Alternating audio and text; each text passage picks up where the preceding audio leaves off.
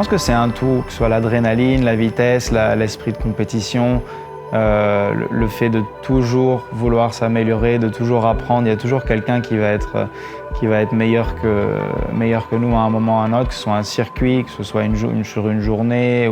Donc il y a toujours quelque chose à apprendre des autres pilotes, des compétiteurs et tout ça. Et je pense que le fait de se surpasser et de toujours, pas forcément se remettre en question, mais de toujours essayer de s'améliorer et d'améliorer sa technique et tout ça, c'est quelque chose qui me plaît beaucoup, que ce soit en sport auto ou dans d'autres secteurs. Ouais, je pense que oui, parce que la recherche scientifique, on va dire que ça peut être indirectement lié au sport. Donc moi, j'essaie toujours de repousser les limites et d'apprendre de nouvelles choses. Et la partie scientifique, c'est la même chose. Les scientifiques essayent toujours de trouver des nouvelles choses pour faire avancer, que ce soit médicale ou marine, mais il y a toujours un progrès qui va être fait, donc que ce soit le progrès sur le sportif, sur lui-même ou sur la recherche. Je pense qu'il y a une grosse connexion entre les deux milieux.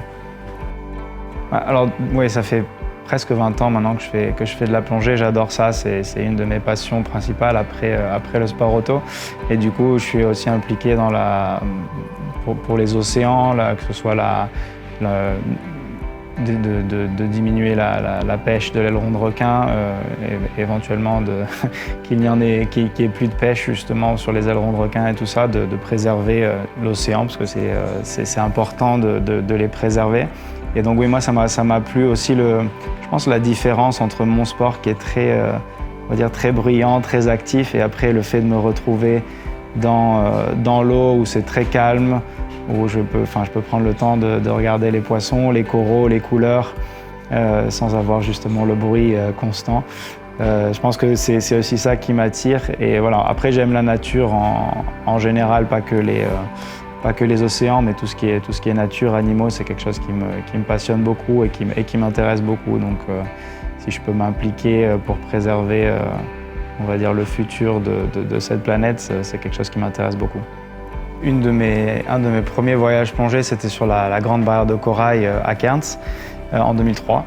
Et là, j'y suis retourné cette année et j'ai pu voir vraiment une grosse différence au niveau des coraux. Beaucoup plus de corail blanc, beaucoup plus de corail mort.